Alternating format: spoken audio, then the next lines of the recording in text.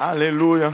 Lui être juste reconnaissant du privilège que nous avons d'être là, du privilège que nous avons de le connaître. Alléluia. Gloire au nom de Jésus. Alléluia. Gloire au nom de Jésus. Nous allons céder à la chaire au révérend Allard. Il va nous enseigner ce que le Seigneur a mis à cœur. Alléluia. Et il est content de l'avoir avec nous encore une fois. Et tout droit d'Abidjan.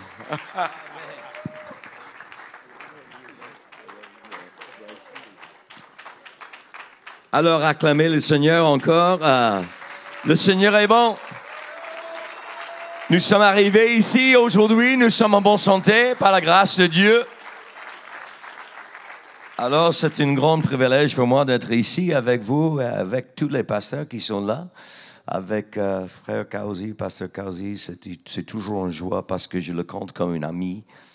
Et je veux saluer aussi pasteur Grant et sa femme, son épouse, parce que le travail qu'elle est en train de faire ici, c'est magnifique avec la traduction. Merci bien, ce Grant, merci bien pour tout votre travail, parce que c'est une donne pour l'Église apostolique d'avoir les ressources que nous pouvons utiliser pour continuer l'évangélisation partout.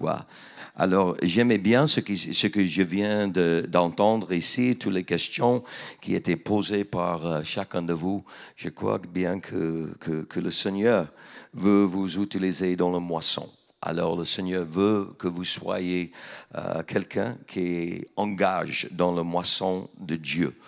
Alors, c'est très important parce que le monde nous attend. Le monde nous attend. Alors, est-ce que nous sommes prêts de le prêcher ou de partager l'Évangile avec eux? Amen. C'est une question. Est-ce que nous sommes prêts de partager l'Évangile avec eux? Amen. Moi, je veux partager ce que le Seigneur m'a donné. Amen. Il m'a donné quelque chose. Et je ne peux pas mettre une valeur là-dessus. Parce que le royaume de Dieu et ce que j'ai dans mon cœur par le don du Saint-Esprit et ce que je partage avec l'Église de Dieu, c'est quelque chose qui n'a pas une valeur. Amen. La valeur est hors de ce monde. Alors, ce matin, je veux enseigner pour quelques minutes. Je pardonne d'avance ma français parce qu'il y a les mots qui m'échappent de temps en temps. Mais pendant que je prêche ou j'enseigne, quelquefois, il y a les mots qui reviennent pendant que je suis en train d'enseigner ou de prêcher. Alors, priez pour moi pendant que j'enseigne ce matin. Alors, et je sais que le Seigneur va nous aider. Si vous avez votre Bible, si vous pouvez tourner avec moi dans l'Évangile de Matthieu. Matthieu, chapitre 5. Matthieu chapitre 5, nous allons commencer à lire verset numéro 1. Et nous voyons que c'était le sermon sur la montagne. Amen. Dans chapitre 5, 6 et 7, nous voyons les béatitudes et comment de vivre une vie bénie. Moi, je veux être béni par l'Éternel. Amen. Je veux être béni par le Seigneur. Amen. Les bénédictions du Seigneur, amen, je dois les avoir dans ma vie. Amen. Je ne peux pas vivre sans le Seigneur. J'ai besoin de lui chaque instant de chaque jour. Amen. J'ai besoin de lui tout le temps. Moi, quand je suis sur la montagne, quand je suis dans la vallée, j'ai besoin de Dieu. Mais il y a les secrets pour vivre une vie bénie. Alors, nous voyons ces choses ici dans le livre de Matthieu, chapitre 5, verset numéro 1. Jésus voit les foules qui sont venues. Il monte sur la montagne, il s'assoit et ses disciples venant auprès de lui. Jésus prend la parole et ils enseignent en disant, Ils sont heureux, ceux qui ont un cœur de pauvre, parce que le royaume des cieux est à eux. Ils sont heureux, ceux qui pleurent, parce que Dieu les considérera. Ils sont heureux, ceux qui sont doux, parce qu'ils reçoivent la terre comme un don de Dieu. Ils sont heureux, ceux qui ont faim et soif d'obéir à Dieu, parce qu'ils seront satisfaits. Ils sont heureux, ceux qui sont bons pour les autres, parce que Dieu sera bon pour eux. Ils sont heureux, ceux qui ont le cœur pur, parce qu'ils verront Dieu. Ils sont heureux, ceux qui font la paix autour d'eux, parce que Dieu les appellera ses fils. Ils sont heureux, ceux qu'on fait souffrir parce qu'ils obéissent à Dieu. Oui, le royaume des cieux est à eux. Vous êtes heureux quand on vous insulte et quand on vous fait souffrir, quand on dit contre vous toutes sortes de mauvaises paroles et des mensonges à cause de moi. Soyez dans la joie, soyez heureux, parce que Dieu prépare une grande récompense.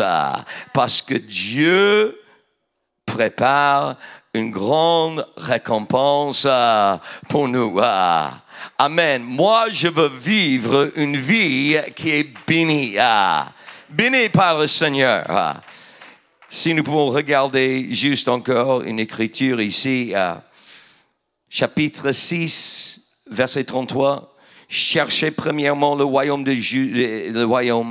et la justice de Dieu, et toutes ces choses vous seront données par-dessus.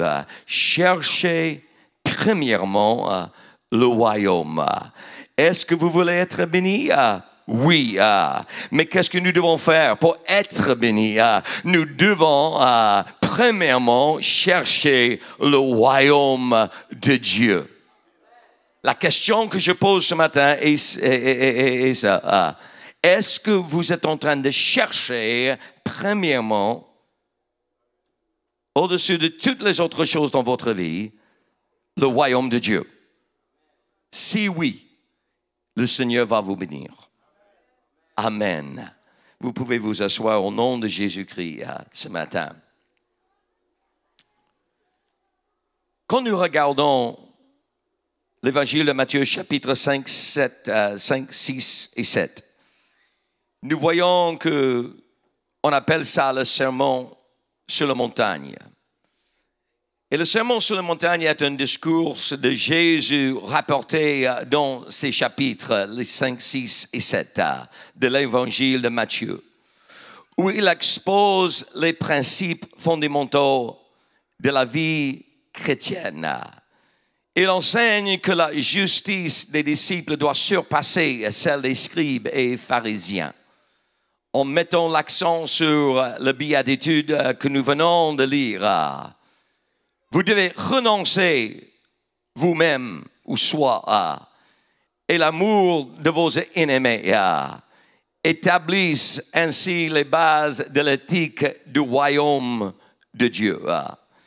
Maintenant, dans cet enseignement ce matin, je vais prêcher ou enseigner des chapitres 5, 6 et 7.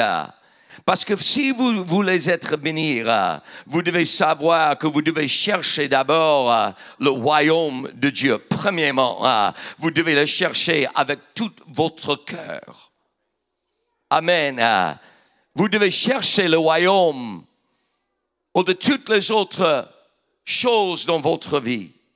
Et je sais bien qu'il y a les autres choses qui sont importantes à chacun de vous. Je sais que votre famille est importante. Je sais bien que vous devez avoir un travail si vous avez une famille. Ça aussi, c'est important dans votre vie. Les relations avec vos amis et la famille, c'est important. Mais il y a les personnes dans l'Église qui ne cherchent pas le royaume de Dieu premièrement dans leur vie. C'est numéro 2, numéro 3. C'est un placement qui n'est pas arrangé dans une façon qui plaît le Seigneur. Alors ce matin, je veux enseigner que vous devez chercher tout d'abord le royaume de Dieu. Mais en faisant cela, nous devons savoir qu'il y a les principes qui sont clés ici dans chapitres 5, 6 et 7. Nous avons déjà mentionné les béatitudes, mais aussi vous devez aussi en comprendre que les commandements sont ici dans chapitres 5, 6 et 7. Jésus reprend et approfondit les commandements donnés à Moïse sur le mont Sinaï. Par exemple, il enseigne que la colère est un péché équivalent au meurtre et que la convoitise est un péché équivalent à l'adultère. Il est en train d'enseigner que les commandements dans l'Ancien Testament est important, mais plus important dans le Nouveau Testament, parce qu'il y a une autre éthique où nous vivons comme les chrétiens aujourd'hui. Parce que nous savons que la loi, c'était seulement un maître pour nous enseigner quelque chose. C'est un maître pour nous enseigner comment vivre. Et la loi était là pour nous montrer ce qui sont les péchés. Mais ici, Jésus est en train de dire que si vous marchez dans mon esprit, si vous marchez dans la voie que je vais vous montrer, vous devez avoir une éthique qui est plus haut que la loi. La loi est bonne parce que ça vous garde.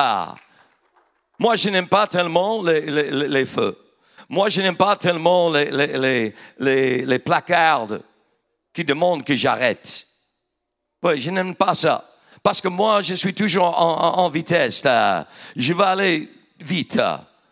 Je ne veux pas arrêter. Moi, je veux continuer tout le temps. Mais cette placarde qui dit stop, c'est là pour me sauver. C'est là pour me garder. Et la loi de Dieu est là pour vous garder. Mais il y a autre chose qui est plus haut de ça. Moi, je ne veux pas avoir quelque chose qui me dise stop, arrête. Je veux avoir quelque chose dans ma vie qui me bénit. Je veux être un chrétien qui est béni par le Seigneur. Ceux dans l'Ancien Testament étaient en train de vivre dans une façon que la loi dise. La loi dit ceci et cela. Et je ne peux pas faire ceci et je ne peux pas faire cela parce que si je le fais, il y a un jugement. Mais moi, je veux être béni. Alors, je ne veux pas vivre ma vie en train de lire les lois tout le temps. Je veux savoir qu'il y a une méthode de vivre qui est plus haut que ça. Alors, c'est ici que Jésus était en train d'enseigner ses disciples concernant les commandements et comment ils devaient les implanter dans leur vie. En allant plus loin ici pour savoir les principes clés qui sont ici, vous devez avoir la justice humaine. Mais il y a un dépassement de la justice humaine. La justice humaine est très importante. Mais vous devez avoir quelque chose qui dépasse la justice humaine. Le sermon que Jésus était en train de donner à ses disciples souligne que la justice de ses disciples doit être plus profonde que le simple respect des lois. Elle implique une transformation à l'intérieur. Quand vous recevrez le don de Saint-Esprit, il y a une transformation qui se passe en votre vie. Il y a quelque chose qui transforme votre vie. Tout est changé. Si vous disiez ce matin, pasteur, j'ai déjà reçu le don de Saint-Esprit, mais vous êtes toujours en train de vivre dans les péchés. Ce n'est pas qui est juste, ça ce n'est pas juste. Ce n'est pas le Saint-Esprit qui continue de vivre dans les péchés. Amen. Il y a une transformation qui commence dans votre vie. C'est quelque chose de radical. C'est quelque chose qui se passe, qui change toute la manière de vivre. Alors, c'est plus, ça dépasse la justice humaine. Alors, elle implique, comme j'ai dit, une transformation intérieure et un amour inconditionnel et une vie de compassion, de compassion qui va au-delà de la loi. Amen. Vous êtes plein de l'amour. Ce n'est pas seulement que je veux faire quelque chose de bon pour mon frère. C'est l'amour qui est le fondement de cela. Alors, il y a autre chose ici que Jésus est en train d'enseigner. Il est en train d'enseigner concernant le royaume de Dieu. Le discours établit les valeurs et les principes qui caractérisent le royaume de Dieu. Il établit les valeurs et les principes du royaume dans votre vie. Quand vous devenez chrétienne, quand vous êtes sauvé, il y a les valeurs qui changent dans votre vie. Les choses que j'aimais avant, ce n'est plus les choses que j'aime aujourd'hui. Les valeurs sont changées dans ma vie. Est-ce que vous savez que les valeurs changent quand vous devenez une chrétienne? Quand vous êtes né de nouveau, amen, les valeurs changent dans votre vie. Comme j'ai dit, les choses que j'aimais avant, ce n'est plus les choses que j'aime aujourd'hui. Mais les choses en avant que je n'aimais pas, ce sont les choses que j'aime aujourd'hui. J'aime la présence de Dieu. J'aime le peuple de Dieu. Je n'aime pas les choses de ce monde parce que ce que j'aime est trouvé ici dans l'Église.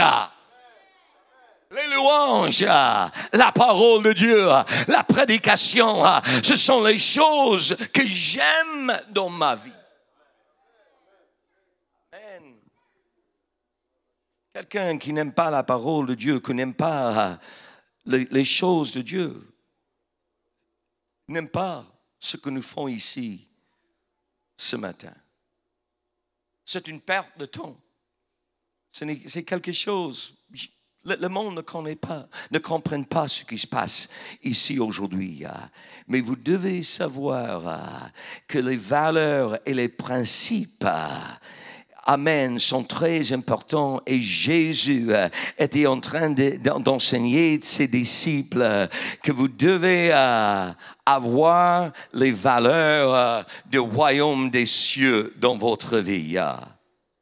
Alors, c'est ici, en chapitre 6, verset 33, cherchez premièrement le royaume et la justice de Dieu, et toutes ces choses vous seront données par-dessus.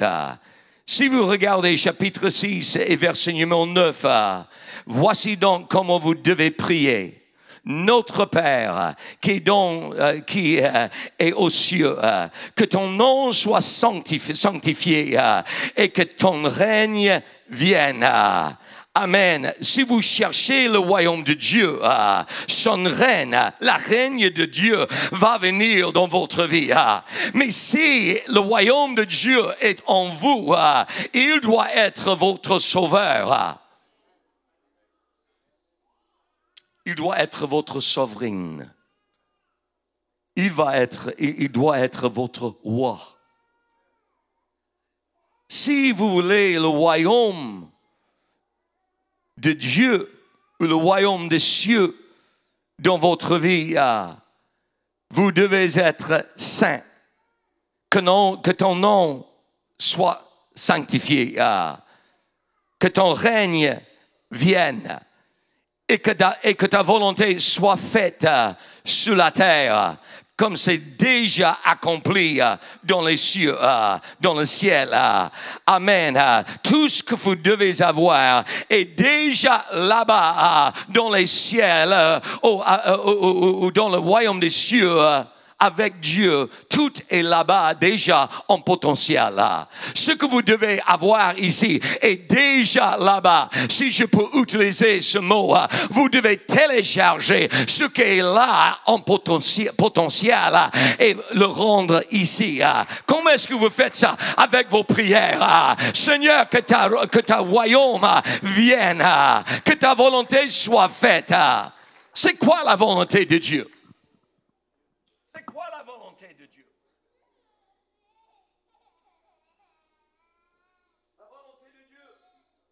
Demander, Seigneur, c'est quoi ta volonté pour moi? Qu'est-ce que tu veux faire, Seigneur, avec ma vie? Qu'est-ce que tu veux, Seigneur, faire avec ma vie, Seigneur? Je veux être utilisé dans le royaume de Dieu, mais vous devez demander que ta volonté, Seigneur, soit faite. Le Seigneur veut que sa volonté viennent dans votre vie. Mais c'est à vous de prier. Jésus était en train d'enseigner ses disciples et il a dit, il faut prier que ta volonté soit faite dans ma vie. Seigneur, que ta volonté soit accomplie ici pendant que je suis en train d'enseigner ce matin. Seigneur, que ta volonté soit faite dans le culte ce soir. Seigneur, que ta volonté soit accomplie demain matin, demain après-midi, demain soir. Pendant que nous sommes ici en train de réjouir dans le Seigneur. Seigneur, je veux que ta volonté vienne. Mais nous devons chercher d'abord le royaume. Vous devez chercher le royaume de Dieu. Ce que je suis en train d'enseigner ce matin, ce sont les secrets de vivre une vie bénie par le Seigneur. Il faut prier notre Père aux cieux, que ton nom soit sanctifié, que ton règne vienne, que ta volonté soit faite sur la terre comme au ciel. Donne-nous aujourd'hui notre pain quotidien. Pardonne-nous nos offenses, comme nous aussi nous pardonnons à ceux qui nous ont offensés. Pardonne-nous, Seigneur. Avant que vous pouvez être bénis, vous devez être pardonnés. Et vous devez pardonner les uns et les autres que nous avons offensés. C'est nécessaire pour nous de pardonner. Amen. C'est nécessaire pour nous de pardonner. Vous ne pouvez pas continuer de garder quelque chose dans votre cœur contre quelqu'un. Vous devez laisser à l'autel. Ça doit être laissé ici. Seigneur, ils m'ont posé des problèmes. J'ai souffert beaucoup à cause de eux. Mais un jour, il faut laisser ça ici. Parce que si vous allez vivre une vie qui est bénie par le Seigneur, vous devez laisser ça ici, Seigneur. Pardonne-moi. Mais Seigneur, aide-moi à pardonner ceux qui ont fait les choses de mal contre moi dans ma vie. C'est une prière qui est assez difficile.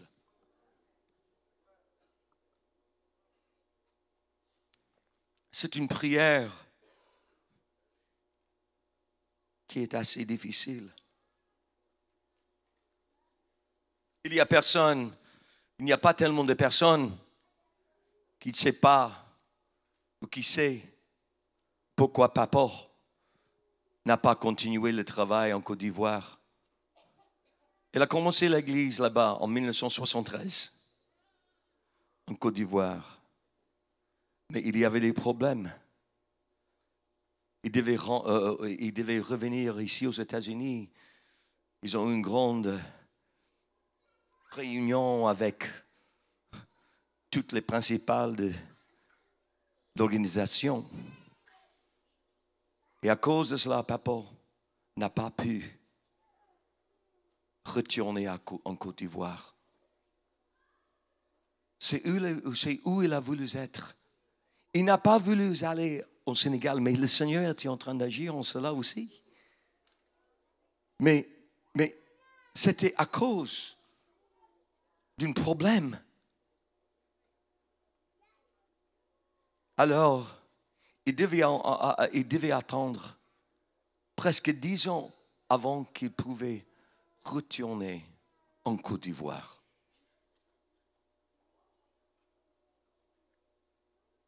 C'était son cœur. C'est où il a voulu être. Mais il n'a pas pu aller. Mon père est décédé le mois de janvier, le 7 mois de janvier cette année. Janvier, le 7.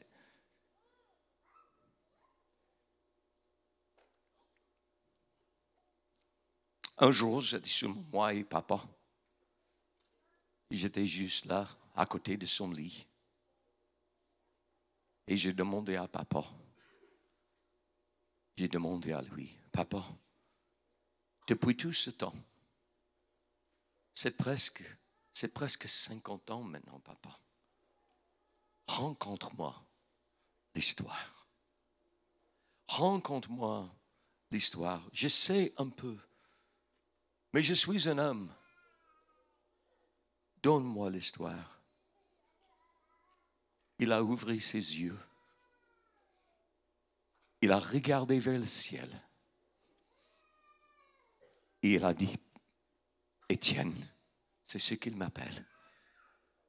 Il m'a dit, Étienne, je suis trop proche. Je ne peux rien dire.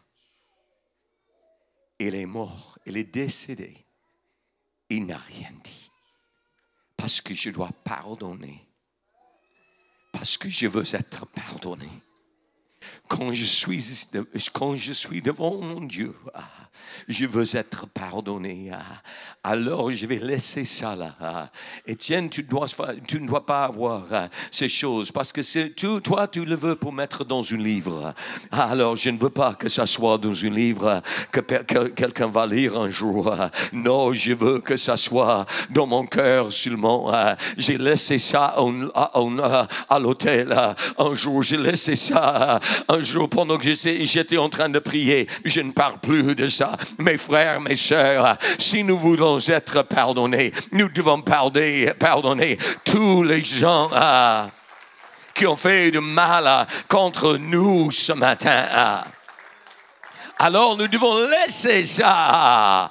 Alors, et si nous laissons ces choses-là, le Seigneur va nous bénir avec toutes les choses dont nous avons besoin dans notre vie. Vous ne devez pas souffrir, vous ne devez plus soucier que sont le pain quotidien et les choses matérielles que vous devez avoir dans votre vie. Le Seigneur, c'est bien. Amen. Tout ce que nous avons besoin. Et c'est bien que nous devons avoir ceci et cela pour vivre. Et si nous cherchons premièrement le royaume de Dieu, le Seigneur va vous bénir. Moi, je ne peux pas vivre sans les bénédictions de Dieu. Je ne peux pas vivre sans la bénédiction de Dieu. J'ai besoin de lui. J'ai déjà dit ça ce matin. J'ai besoin de lui chaque instant, chaque jour. À chaque moment, j'ai besoin de lui.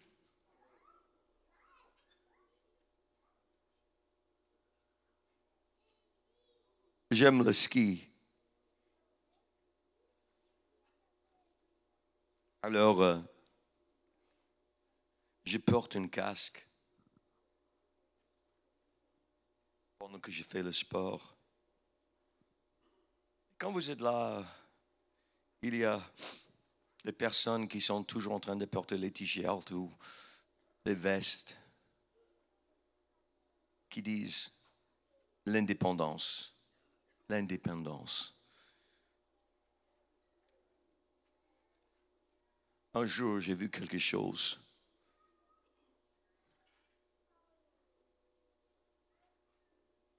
C'est une petite, comment disait, sticker, un collant. Oui, c'est ça, un collant. Un collant, masculin, féminin. Un collant. Ah oui, ok. Nous étions en train de parler concernant ça hier. Hein?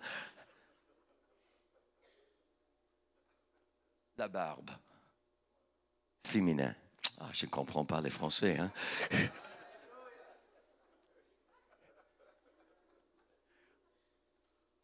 Ah oui. J'ai trouvé un collant pour mettre sur mon casque. Et ça dit, pas indépendance, mais dépendance. Dépendance. Je dois avoir le Seigneur dans ma vie. Je dois qu'il soit là chaque jour. Il doit être là dans toutes les circonstances de ma vie. Pendant que je suis en train de marcher dans les places de joie, ou pendant que je suis en train de marcher dans une place où ça sent qu'il n'y a plus d'espérance là-bas. Je dois avoir le Seigneur parce que la Bible m'enseigne qu'il sait où je suis. Il sait où je suis en toutes circonstances de ma vie. Est-ce que vous voulez être bénis? Il faut savoir qu'il y a la souffrance dans votre vie. La souffrance est quelque chose qui va venir dans votre vie. La souffrance vient à tout le monde. Maintenant, je suis chrétien. C'est quoi? Oh, vous êtes chrétien? Mais il y aura les problèmes dans votre vie. La souffrance vient à tout le monde. La souffrance est quelque chose qui te trouve facilement. Ce n'est pas nécessaire de chercher pour la souffrance. La souffrance te trouve toute seule. Tu es là un jour et tu es béni. Les bénédictions sont là dans votre vie. Tu vas bien. Et tout à coup, juste comme ça, la souffrance vient dans votre vie. C'est comme un orage qui vient. Vous ne voyez pas les nuages en train de venir. Juste comme ça, l'orage vient. Les vagues de votre vie commencent à monter de plus en plus grand. Le bateau de votre vie commence à être cassé. La souffrance, les problèmes. Mais en ce moment-là, vous devez lever vos yeux et savoir, en sachant que le Seigneur est là, en sachant que le Seigneur sait bien où vous êtes. Il va vous garder dans ces choses. Une autre clé que je veux donner, principale que je veux donner ce matin, est que le sermon est considéré comme un guide pratique pour les chrétiens sur la façon de vivre. Comment est-ce que je dois vivre puisque je suis un chrétien aujourd'hui? Puisque je suis né de nouveau aujourd'hui, comment est-ce que je dois vivre ma vie? Comment est-ce que je dois comporter moi-même? Ici, en Matthieu chapitre 5, 6 et 7, le Seigneur nous donne une manière un manuel de comment nous devons vivre notre vie. La façon de vivre. Non en marchant comme le monde, mais en marchant comme notre Dieu.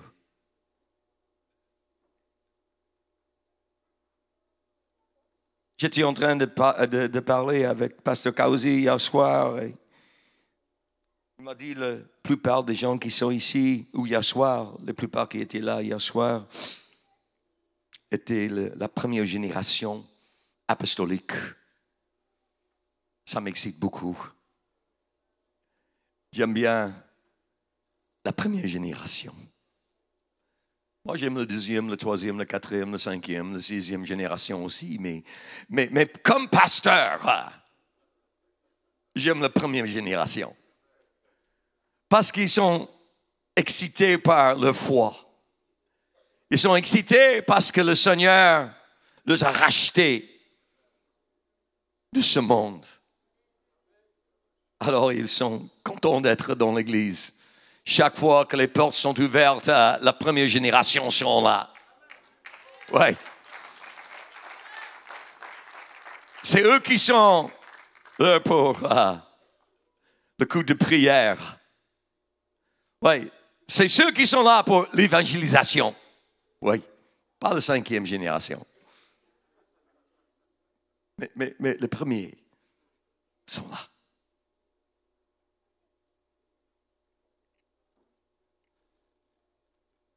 Moi, je suis pasteur à une église qui est presque tout le monde sont première génération. Et j'aime ça. Mais avec ça, il y a les défis. Il y a les problèmes avec la première génération. La raison est qu'ils ne sont pas encore fondés dans la doctrine. Ils ne sont pas encore formés dans les choses spirituelles. Et ça, c'est partie de la journée. C'est OK. Ce n'est pas un problème. J'aime bien mon travail comme pasteur avec eux parce que j'enseigne beaucoup. Et c'est ce que je suis en train de faire aujourd'hui. Je suis en train d'enseigner parce que si vous voulez être bénis, il y a les responsabilités pour être bénis par le Seigneur. Je veux que sa royaume vienne dans ma vie. Mais ce n'est pas par ma volonté. Ce n'est pas par ma propre volonté. C'est par la volonté de Dieu. Alors, maintenant, puisque nous savons, nous devons chercher d'abord le royaume de Dieu. Puisque nous savons que nous devons chercher les choses de Dieu, premièrement. Et maintenant, nous savons comment nous devons prier. Maintenant, nous pouvons regarder ce qui est trouvé dans chapitre 5, verset 1. Voyons la foule. Jésus montra sur la montagne. Et après qu'il se fut assis, ses disciples s'approchèrent de lui. Puis, ayant ouvert la bouche, il les enseigne et dit, heureux les pauvres en esprit. Les pauvres en esprit. Car le royaume des cieux appartient à eux. Le pauvre dans l'esprit. Nous devons reconnaître notre pauvreté spirituelle et notre besoin de Dieu. nous devons savoir que nous sommes pauvres spirituellement, sans la présence de Dieu dans nos vies. Et même avec lui dans nos vies, nous sommes toujours pauvres devant lui. Alors la Bible enseigne que heureuses sont les pauvres en esprit, car le royaume des cieux est à eux. Ce n'est pas ceux qui sont pleins d'orgueil. Amen. Ce n'est pas plein d'orgueil. Ce n'est pas eux. C'est le royaume est pour ceux qui sont pauvres. Pas dans les choses matérielles. Il y a des fois que nous prêchons dans les églises apostoliques que vous devez être pauvres pour entrer dans le royaume de Dieu. Ça, ce n'est pas la vérité. De plus en plus, puisque nous avons prêché ça, moi, je me trouve, Pasteur Kausi, que je prêche la prospérité plus qu'avant. Parce que les gens ont la mentalité que je dois être pauvre pour servir le Seigneur. Ça, ce n'est pas vrai. Le Seigneur veut que vous soyez bénis. Amen. Le Seigneur veut que vous soyez bénis. Le Seigneur veut que vous habitiez dans une plus grande maison et que vous avez une voiture et que vous avez un bon travail et que vous avez une famille qui est en santé. Mais il y a ceux qui marchent pleins d'orgueil. Le Seigneur veut que vous soyez pauvres devant lui, que vous savez prier, que vous savez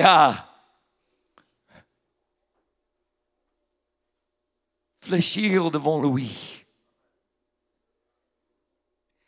Il dit, Seigneur, je suis pécheur sans ta grâce dans ma vie. J'ai besoin de toi dans ma vie chaque jour.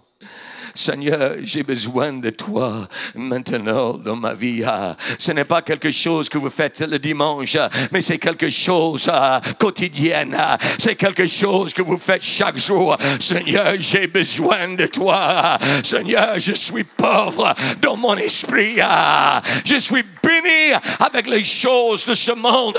Mais Seigneur, devant ta face, je peux enlever toutes les choses de ce monde.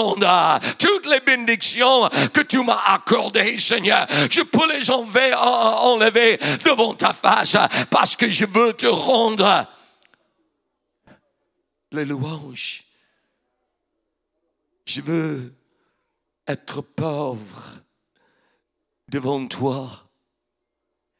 Et si je peux avoir cette attitude de pauvreté, d'être pauvre devant lui, les cieux, le royaume de Dieu est à nous.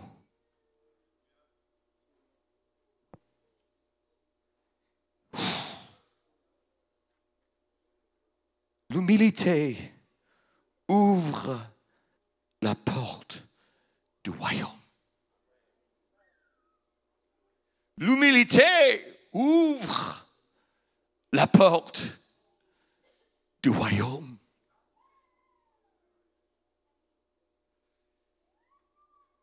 Si vous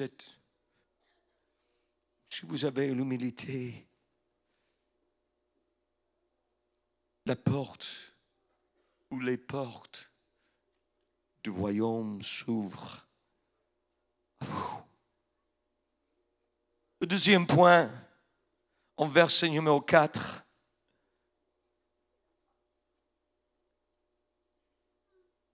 Ça parle, enseigne concernant ceux qui sont, se disent, heureux ceux qui pleurent, car ils seront consolés. Heureux ceux qui pleurent, car ils seront consolés.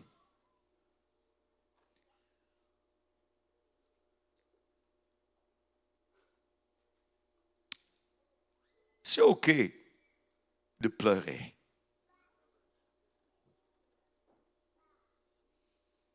C'est d'accord. Vous pouvez pleurer.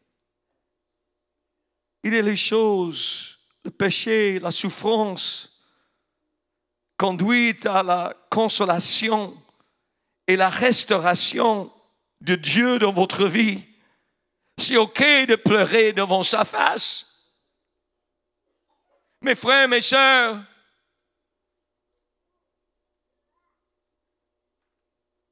quand vous tombez dans votre marche spirituelle,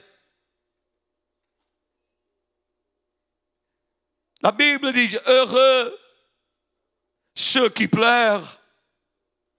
C'est OK de trouver une place, un lieu, un coin.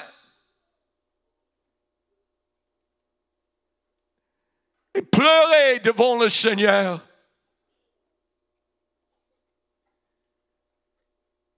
Vous devez pleurer. Vous devez pleurer devant lui. La Bible dit, pleure. Le péché. Vous avez péché. Vous êtes tombé dans votre marche spirituelle. Ce n'est pas la fin. Ce n'est pas la fin. Vous pouvez vous élever et dire, Seigneur, j'ai trouvé une place pour repentir. Et Seigneur, je sais bien que tu vas me consoler, Seigneur. Tu vas me pardonner, Seigneur. Seigneur, tu vas me restaurer. Seigneur, tu vas me donner la joie encore. Amen. Tu vas me donner la joie encore dans ma vie. Seigneur, je sais bien que tu vas me donner la joie. Dans cette circonstance, vous voulez être bénis, n'est-ce pas? C'est le plan, c'est la façon que nous devons vivre notre vie pour être bénis par le Seigneur. Verset numéro 5. Heureuses les doux,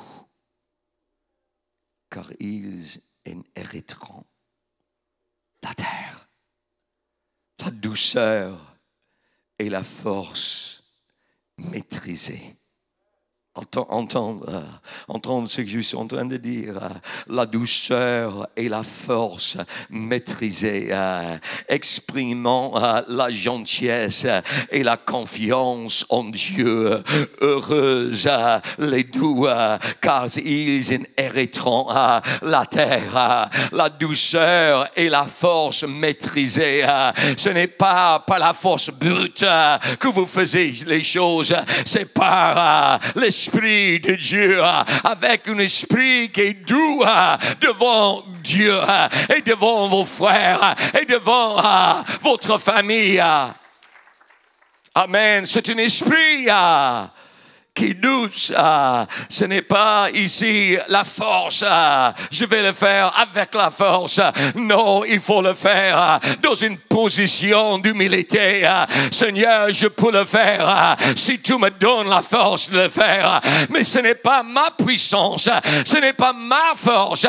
Mais Seigneur, c'est par toi et c'est par ta grâce et c'est par tes miséricordes que je puisse faire ce que je suis en train de faire.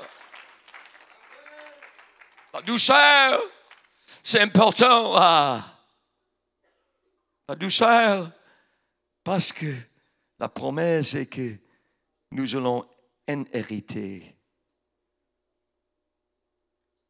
la terre. La douceur vous oriente envers Dieu, parce que la confiance n'est plus en toi. Parce qu'auparavant, c'était la force, la confiance était en moi seul. Mais maintenant, ce n'est plus moi qui vis. Alléluia, c'est Jésus qui vit en moi. Amen, c'est lui qui vit en moi. Alors, ce n'est plus moi, c'est lui. Alors, amen, j'ai la confiance parce que le Seigneur m'a donné la confiance. Je veux être béni. Je veux que sa royaume vienne. Je veux savoir que je peux avoir la volonté de Dieu dans ma vie maintenant, mais je dois aussi savoir que la douceur et la force maîtrisée Ça exprime ma confiance en Dieu. Je me dépêche maintenant. Donne-moi 3 minutes encore. Toi? Je peux avoir 3 minutes? 5? 7, comme le pause?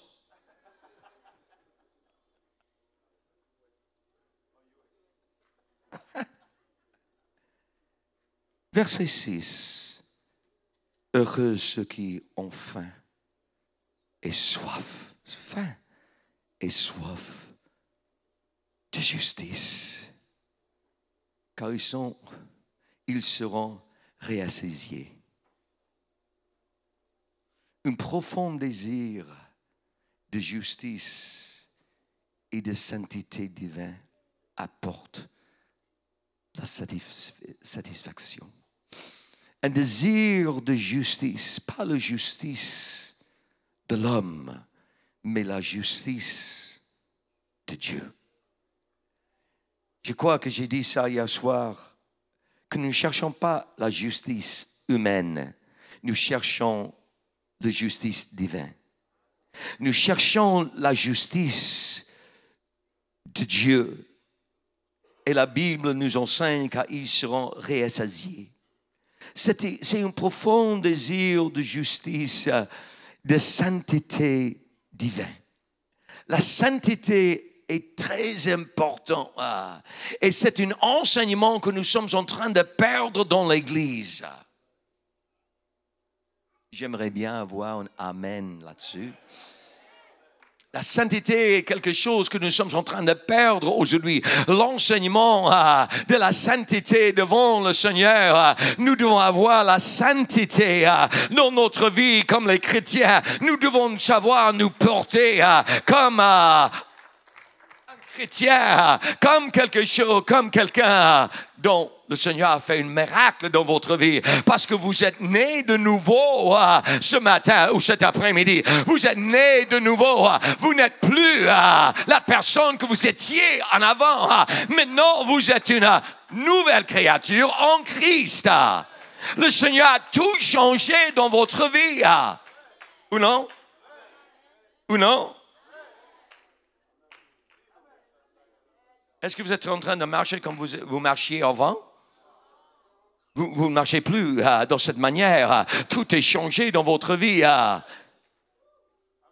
Amen.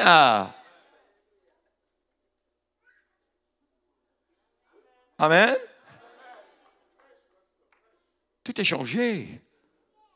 Alors, la sainteté de Dieu est venue en moi. La sainteté de Dieu maintenant vit en moi. Et moi, je dois être une réflexion de la présence de sa sainteté dans ma vie. Ici, c'est même ici, dans la béatitude, dans ce que le Seigneur était en train d'enseigner à ses disciples. Vous devez être saints devant le Seigneur. La sainteté n'est pas quelque chose qui est célébré dans les églises maintenant, mais nous célébrons ça dans les églises pentecôtistes qui sont les apostoliques. Nous célébrons la sainteté. Amen. Nous célébrons que le Seigneur nous a délivrés des choses de ce monde. Nous ne sommes plus liés. Nous ne sommes plus liés par choses de ce monde. Le Seigneur a délié chacun de nous par son esprit, l'œuvre de l'esprit. A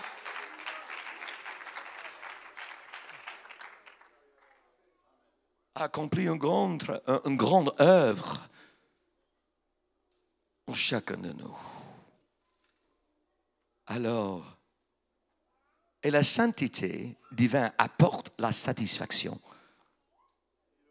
La sainteté, c'est quelque chose dont je suis content de vivre en sainteté.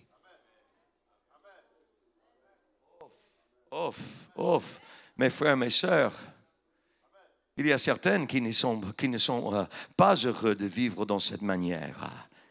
Mais c'était toujours l'appel de Dieu envers ses enfants. Israël qu'ils devaient être saints. Et maintenant, nous, comme l'épouse de Christ, nous devons être saints devant lui aussi. Nous devons marcher en sainteté. Nous devons enlever le mot. Oh, aide-moi. Je suis en train d'enseigner, frère Kausi. Pasteur Kausi, j'enseigne ce matin. Nous devons enlever les choses de ce monde. Ce n'est pas ma place de dire toutes les choses que nous devons enlever et toutes les choses que nous devons nous mettre sur nous. Mais il y a les choses que nous devons enlever.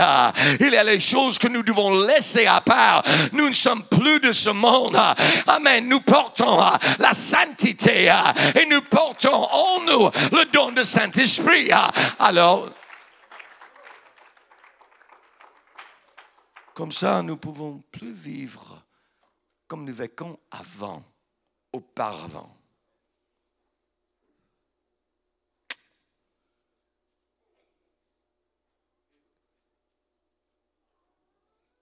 Trois minutes encore?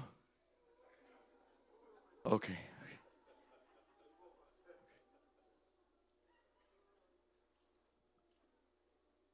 Heureuses les miséricordes, car ils appartiendront miséricorde. Heureuses les miséricordieux, car ils appartiendront miséricorde. Je dois montrer de la compassion, reflète la miséricorde de Dieu et sa grâce. Je dois avoir les miséricordes parce que j'ai besoin de son miséricorde ou de sa grâce dans ma vie. Seigneur, je veux que ta royaume vienne. Seigneur, je veux être béni. Mais si je veux être béni, je dois montrer à tout le monde les miséricordes et la grâce. Vous devez marcher avec la grâce dans votre vie. La grâce ou la grâce de Dieu doit être quelque chose que vous portez. Ça doit être quelque chose qui est toujours là dans votre vie. Comme je suis en train de porter une cravate ce matin, ça doit être une grâce sur moi. La grâce doit être là toujours. Je crois qu'il y a une écriture qui dit, moi je ne sais pas ce que c'est en français, mais la grâce, ça sera comme une cou. Quelque chose autour de votre cou, je crois. Moi, je ne sais pas où c'est, mais ça doit être comme quelque chose sur votre cou. Ça doit être là, toujours dans votre vie. Quelque chose que les personnes vont voir facilement. La grâce, amen, de votre vie doit être apparent à tout le monde. Ce n'est pas quelque chose qui est caché. La miséricorde, amen, la grâce de Dieu, ce n'est pas quelque chose qui est caché. Amen, ici, maintenant, et plus là. Ici, aujourd'hui, pas demain. Ce n'est pas comme ça. La grâce doit être là, chaque instant de votre vie, la grâce envers votre voisin, voisine, la grâce envers votre famille, la grâce pour tes frères et tes sœurs, même quand tes frères et tes sœurs t'ont fait mal, te fait mal, ils ont fait mal envers toi. Oh, mes frères, mes sœurs, c'est en ce moment-là que tu montres la grâce de Dieu et les miséricordes de Dieu qui vit en vous. Parce que les béatitudes, ce sont les attitudes qui sont les meilleures attitudes.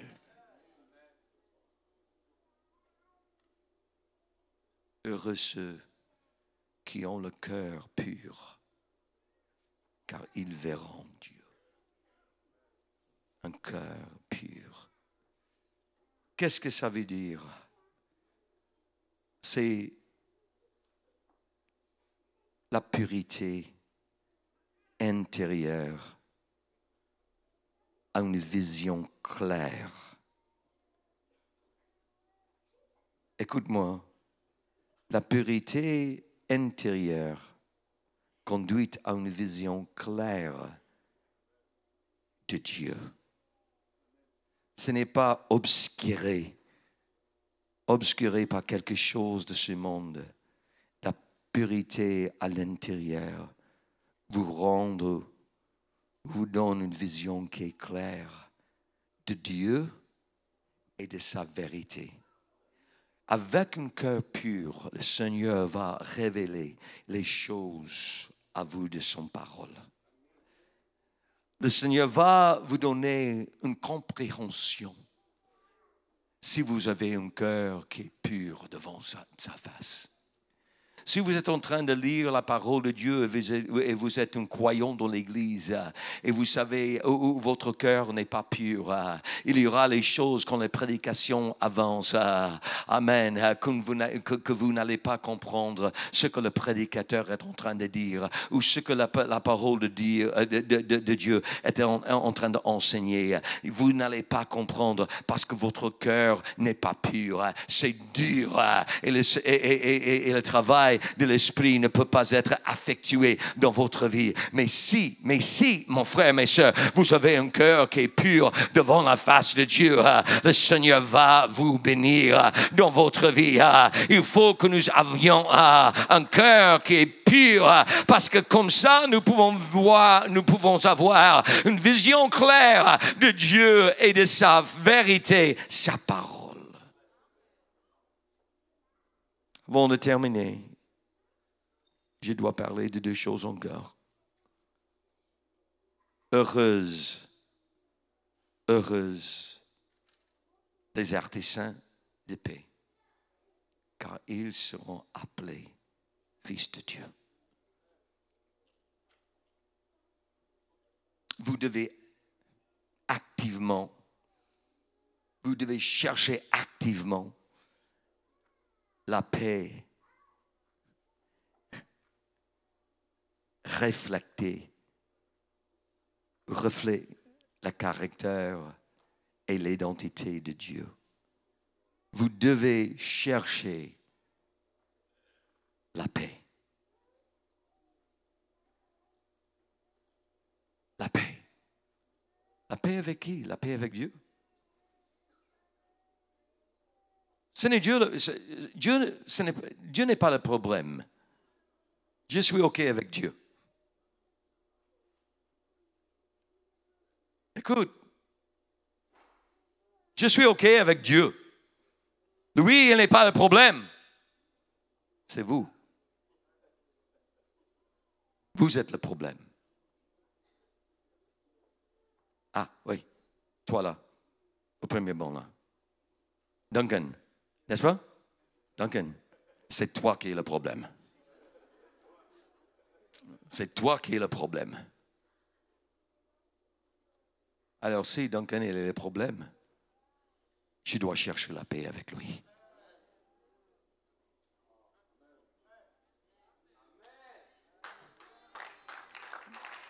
Nous cherchons la bénédiction de Dieu, n'est-ce pas? Ne cherche pas la bénédiction de Dieu si vous avez honte avec votre frère. Si vous avez les problèmes, honte contre votre frère, il ne faut pas dire oui, je suis en train de chercher la paix de Dieu, mais je dois premièrement avoir la paix avec mes frères dans l'église et avec. Mais ça ne s'arrête pas ici. Je dois avoir la paix avec ceux qui sont à l'extérieur. Je dois avoir la paix avec ma voisin et ma voisine. Je dois avoir la paix avec mon patron au travail. Oh, il n'est pas gentil. Oui, je sais. Ils ne sont pas toujours gentils. Mais moi, je dois chercher la paix. Parce que je suis un croyant dans le royaume de Dieu. Je dois refléter le caractère de Christ, l'identité de Dieu. Alors, c'est pourquoi c'est nécessaire. Je veux que ce royaume vienne dans ma vie. Oh, je veux que l'Esprit de Dieu tombe ce soir pendant que notre frère prêche la parole. Pendant qu'il prêche ce soir, je sais bien qu'il y a un grand réveil. L'Esprit de Dieu soit là ce soir dans une grande manière. Je sais, mais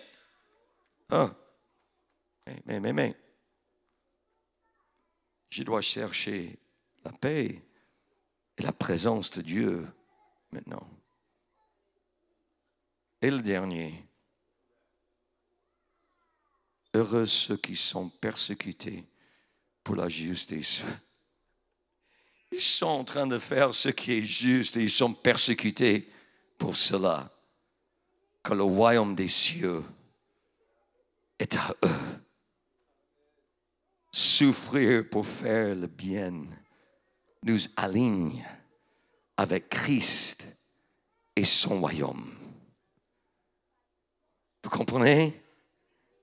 Souffrir pour faire le bien nous aligne avec le Christ, ou avec Christ et son royaume. La souffrance, quand vous êtes persécuté pour le royaume de Dieu, c'est OK. C'est OK. Frère Duncan, ma sœur qui était juste en quelque part là-bas. Il y a un autre qui était là, notre sœur. Je crois que c'était deux sœurs et Frère Duncan qui a partagé avec nous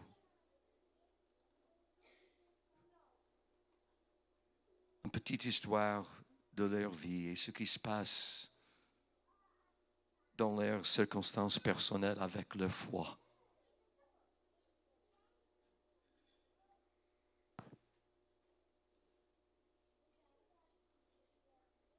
La persécution vient. Moi, je ne peux pas le vivre d'où je suis maintenant, mais il y a ceux qui sont en train de vivre dans une place qui sont difficiles.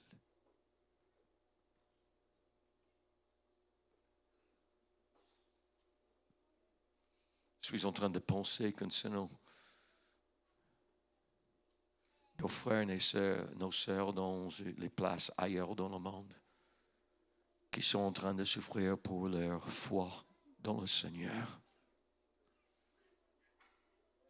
La Bible dit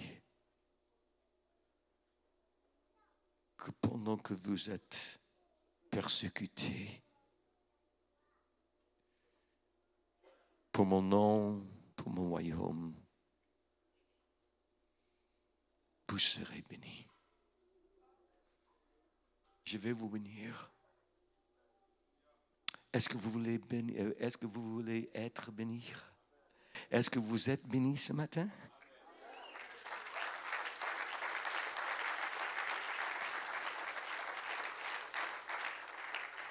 En terminant aujourd'hui, je veux vous rappeler de quelque chose. La Bible nous enseigne que tout que vous avez besoin est déjà là dans les cieux. Et vous devez trouver une façon de télécharger ça de là à ici. Comment est-ce que je peux prendre ça qui est là? C'est déjà, ça appartient déjà à moi. C'est quelque chose, il a les choses qui sont déjà là, qui appartiennent à chacun de nous. Mais nous devons demander à Dieu, Seigneur, que ça vienne dans ma vie. Que ta paix, ta grâce, que ta présence, que toutes les choses de ta royaume viennent. Seigneur, je veux que tu aies ta volonté dans ma vie. Seigneur, je vais marcher devant ta face avec la grâce envers toi, Seigneur, et envers mes frères, mes sœurs et le monde qui est hors de l'Église. Je vais marcher avec ta présence et je vais faire quelque chose dans ma témoignage de leur inviter envers Christ. Que le Seigneur vous bénisse ce matin.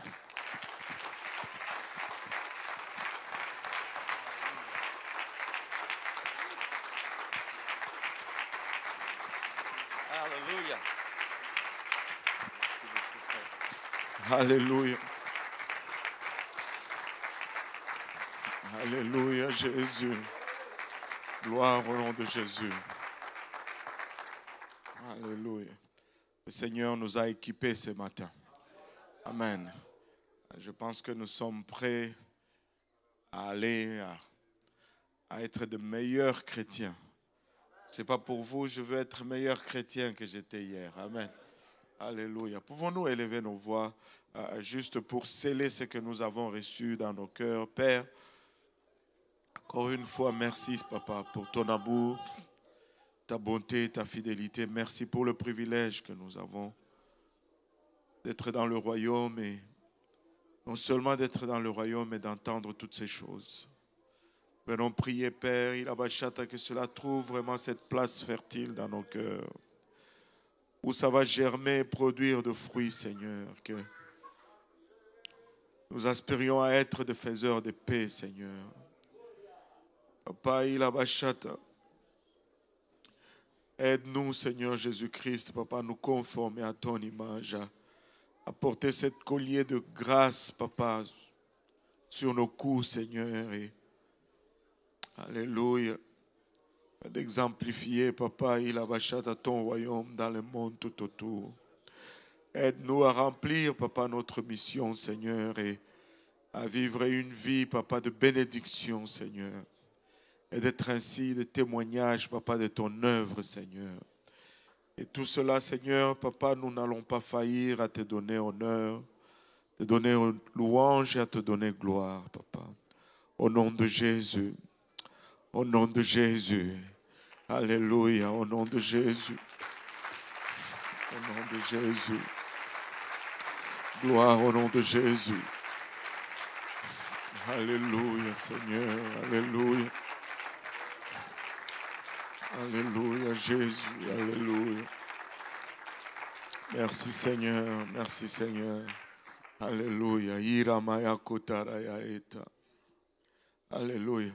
On peut sentir une présence solennelle de Dieu en ce lieu. Et vous savez, il y a ces moments où on vient et il y a une puissance agissante de la part de Dieu. Mais il y a ces moments où on entre, mais il y a cette douce et forte présence qui amène une conviction sur nous. Et souvent, ça nous amène à nous conduire nous-mêmes devant Dieu, à nous analyser afin qu'il puisse nous changer, puisse nous conformer à son image. Alléluia. Et il est là parmi nous aujourd'hui. Alléluia. Et si nous lui donnons accès, il va œuvrer dans chacun de nous. Et rien ne peut nous dire ce qu'il va faire avec nous demain. Alléluia. Alléluia. Au nom de Jésus. Battons nos mains encore une fois pour le Seigneur. Alléluia.